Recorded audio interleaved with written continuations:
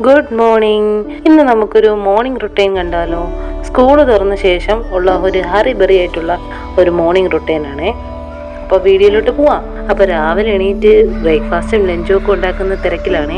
അപ്പോൾ ഉമ്മൂന് ഞാനിന്ന് ലഞ്ചിന് ഞാൻ ഫ്രൈഡ് റൈസ് ആണ് കൊടുത്തു വിടുന്നത്.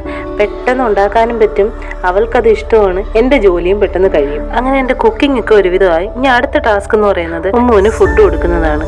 അതിനാണ് ഏറ്റവും കൂടുതൽ സമയം രാവിലെ എടുക്കുന്നത്. ഫുഡ് വായി വെച്ച് കഴിഞ്ഞാൽ ഇറക്കൂല. നിങ്ങളുടെയൊക്കെ മക്കൾ ഇങ്ങനെയാണോ? അങ്ങനെ അവൾക്ക് ഫുഡൊക്കെ കൊടുത്ത് ലഞ്ചൊക്കെ പാക്ക് ചെയ്ത് ബാഗിലാക്കി.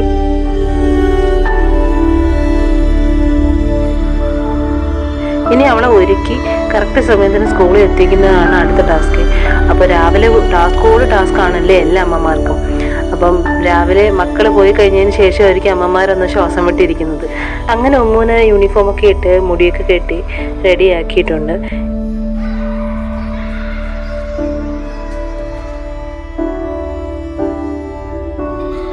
ഒരുക്കി കഴിഞ്ഞ് ഒരു 5 മിനിറ്റ് ഗ്യാപ്പ് കിട്ടിക്കഴിഞ്ഞാൽ അടുത്ത എന്ത് പരിപാടിക്ക് പോകാമെന്നാണ് അവൾ ആലോചിക്കുന്നത്.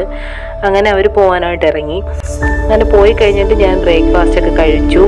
തുണിയൊക്കെ കഴുകാനുണ്ടായിരുന്നു. അങ്ങനെ തുണിയൊക്കെ കഴുകാനിട്ടു. മക്കൾ സ്കൂളിൽ പോയി കഴിഞ്ഞാൽ എല്ലാവരുടെയും കിച്ചൺ ഇതേ അവസ്ഥയായിരിക്കുമല്ലേ. പിന്നെ ഈ കിച്ചൺ ഒന്ന് വൃത്തിയാക്കി എടുക്കുന്നതായിരിക്കും അല്ലേ അടുത്ത ജോലി.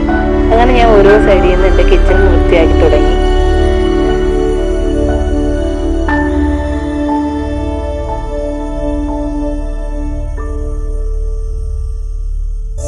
അങ്ങനെ എൻ്റെ കിച്ചണൊക്കെ ക്ലീനാക്കി.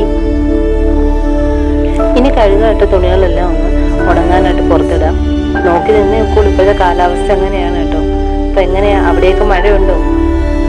ഇനി അകവും കൂടി തൂത്ത് കഴിഞ്ഞാൽ ഇന്ന് എൻ്റെ രാവിലത്തെ പണികളെല്ലാം തീർന്നു. അത് കഴിഞ്ഞാണ് ഞാൻ സ്വസ്ഥമായിട്ടിരുന്ന് വീഡിയോ എഡിറ്റ് ചെയ്യാനും എന്തെങ്കിലും കാര്യങ്ങളൊക്കെ എഴുതി വെക്കാനൊക്കെ ഇരിക്കുന്നത്. അപ്പോൾ ഇത്രയൊക്കെ ആയിരിക്കും എൻ്റെ ഒരു മോർണിംഗ് റൊട്ടീൻ വരുന്നത്. അപ്പോൾ എൻ്റെ വീഡിയോ ഇഷ്ടപ്പെടുവാണെങ്കിൽ ചാനൽ സബ്സ്ക്രൈബ് ചെയ്യാൻ മറക്കല്ലേ.